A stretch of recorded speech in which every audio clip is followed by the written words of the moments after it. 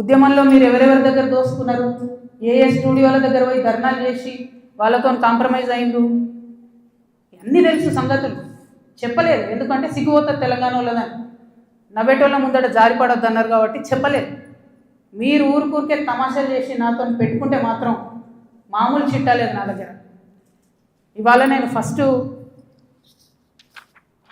Tea న్యూస్కి legal notice పంపిస్తా ఉన్నా.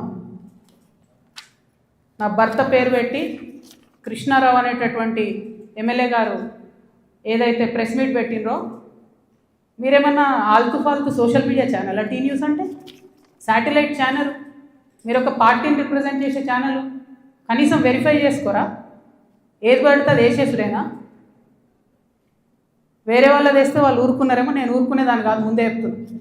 టీ న్యూస్కి లీగల్ నోటీస్ ఇస్తున్నాం. 1 వీక్లో పబ్లిక్ అపాలజీ చెప్పాలి బిడ్డ, పబ్లిక్ అపాలజీ. కోర్టుకి ఈడుస్తాం ఏమనుకుంటున్నారు. తర్వాత ఏలేటి మహేశ్వర్ రెడ్డి గారు, వీరికి కూడా నోటీస్ ఇస్తున్నాం, లీగల్ నోటీసు. 1 వీక్లో మీరు కూడా తప్పుడు సమాచారాన్ని ప్రజలకు ఇచ్చినందుకు, నా భర్త గారికి నా యొక్క పరపతిని దెబ్బతీసే ప్రయత్నం చేసినందుకు నాకు పబ్లిక్ అపాలజీ చెప్పాలని మహేశ్వర్ రెడ్డి గారిని కూడా డిమాండ్ చేస్తూ ఉన్నాను. అట్లానే మాధవర్ కృష్ణారావు గారిని మీరు కూడా 1 వీక్ లోపల అపాలజీ చెప్పాలి, లేకపోతే కోర్టుకి ఈడుస్తాం, కోర్టు నుండి క్షమాపణ చెప్పిస్తాం.